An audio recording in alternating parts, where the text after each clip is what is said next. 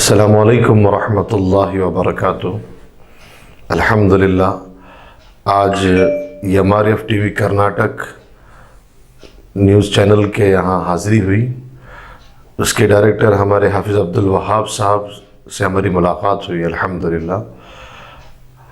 اس وقت MRF T V Karnataka جو کہ ہمارے صوبے کرناٹک کا بہت ہی اہم ادارہ ہے، تمام ملت اسلامیہ ہندیہ اور خصوصاً کرناٹک کے ہمارے بھائیوں سے، بزرگوں سے، نوجوانوں سے میری گزارش ہے کہ یہاں سے جو چلنے والی نیوز ہے، یہ نیوز ملت کے کاموں کے لیے اور پوری انسانیت کی خدمت کے لیے یہ ادارہ کام کر رہا ہے، یہ نیوز چینل کام کر رہا ہے۔ اسی لیے میں تمام میرے ملک کے تمام بھائیوں سے، SC ST OBC ہوں، پسماندگان ہوں اور مسلم بھائی ہیں، ان تماموں سے میری گزارش ہے کہ MRF ٹی وی چینل جو ہے اس کا خوب سپورٹ کریں، ساتھ دیں اور جتنا ہو سکے سبسکرائب کریں۔ وجہ اس کی یہ ہے کہ یہ مظلوموں کی اٹھتی ہوئی حق کی آواز ہے۔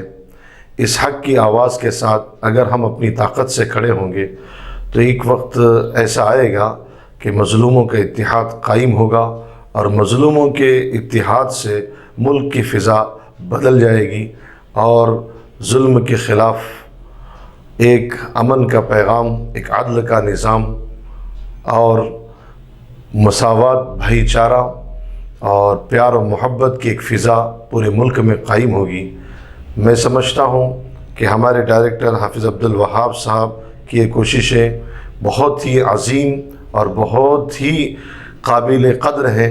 اللہ تعالیٰ ہمارے ان بھائیوں کی کوششوں کو اللہ قبول فرمائے اور آنے والے وقت میں اس ادارے کو اللہ خوب ترقی عطا فرمائے، ہر طرح کی بری نظر سے حفاظت فرمائے۔